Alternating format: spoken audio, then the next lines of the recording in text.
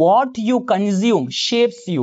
எதை நீங்க உள் வாங்குறீங்களோ அதுதான் உங்களை ஷேப் கொடுத்துட்டு இருக்கு, உங்களுக்கு வடிவத்தை கொடுத்துட்டு இருக்கு.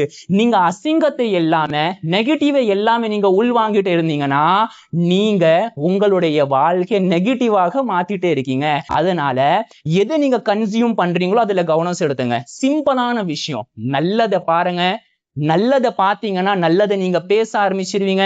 நல்லதை பேச ஆரம்பிச்சிட்டீங்கன்னா நீங்க நல்லதை நோக்கியே உங்களுடைய வாழ்க்கையை கொண்டு போயிட்டே இருப்பீங்க. இப்படி நீங்க நல்லதை நீங்க பேசும்போது, நல்லதை நீங்க பார்க்கும்போது உங்களுடைய வாழ்க்கை நல்லதாக மாறிவிடும். இவ்வளவு சிம்பிளான விஷயத்தை நீங்க செய்யணும்.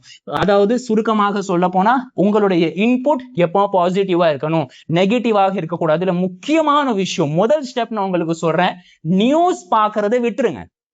நியூஸ் பார்க்கறதை விட்டுருங்க.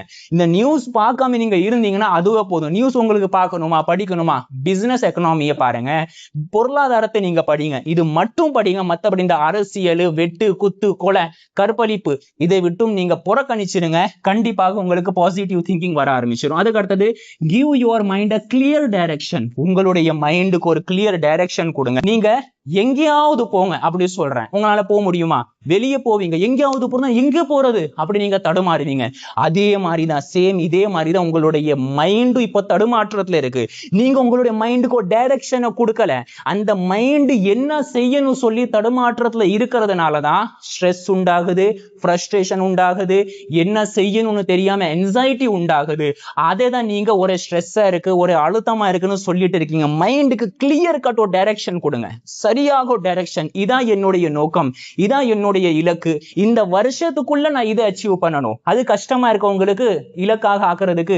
இந்த மாசத்துல நான் என்ன பண்ணணும் அதையாவது இலக்கா வைங்க. சரி, இது கூட கஷ்டமா இருக்கா, இந்த வாரத்துக்குள்ள நான் என்ன பண்ணணும், இந்த குறிப்பிட்ட வேலை இந்த வாரத்துக்குள்ள நான் முடிக்கணும். நான் ஸ்டூடெண்டா இருக்கேன், இந்த குறிப்பிட்ட வேலையை நான் முடிக்கணும். நான் ஒரு பிசினஸ்ல இருக்கேன், இந்த குறிப்பிட்ட டார்கெட்டை நான் முடிக்கணும் இந்த வாரத்துக்குள்ள. சரி, ஒரு வாரத்துக்குள்ள என்ன பண்ணணும் தெரியல உங்களுக்கு, இன்னைக்கு நீங்க என்ன பண்ணணும் அதையாவது முடிவு பண்ணுங்க.